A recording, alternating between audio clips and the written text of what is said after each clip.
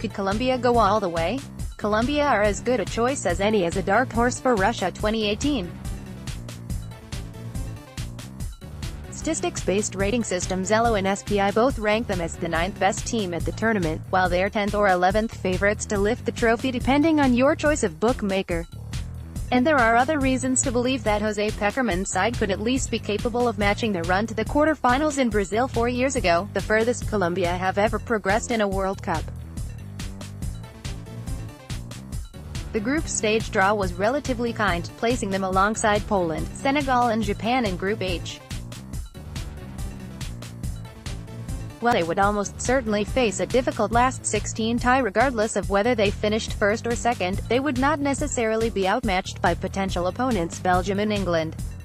Colombia also benefit from historically unprecedented stability in the dugout.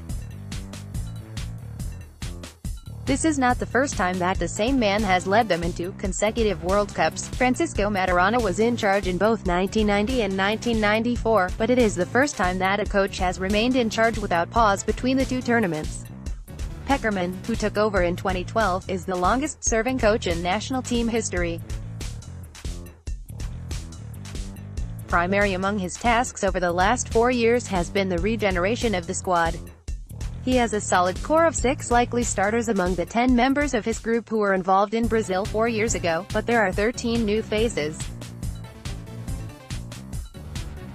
He has, though, given himself a decent opportunity to assess each of them up close. Of the outfield players, only Johan Mojica has less than 5 caps. Neither do Colombia necessarily look weakened by that turnover.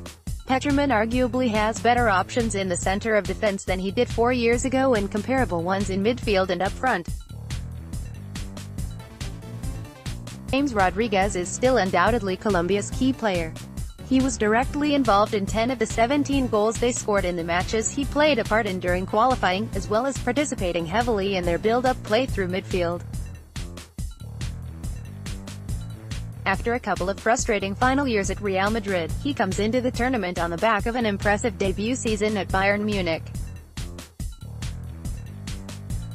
For the first time at a World Cup, Rodriguez will be paired with Colombia's all-time top goal scorer, Radamel Falcao Garcia.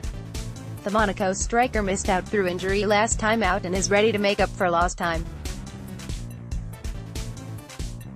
Add that to the fact that Colombia have drawn with Brazil and Spain and defeated France over the course of the last year, and they look set for a good tournament. It can, though, be tempting to cherry-pick such results to make a case.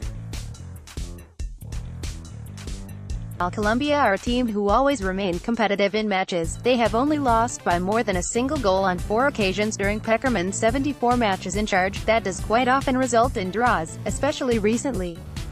The only teams other than France that they have beaten in their last 20 internationals are Venezuela, Paraguay, Bolivia, Ecuador, Cameroon and China.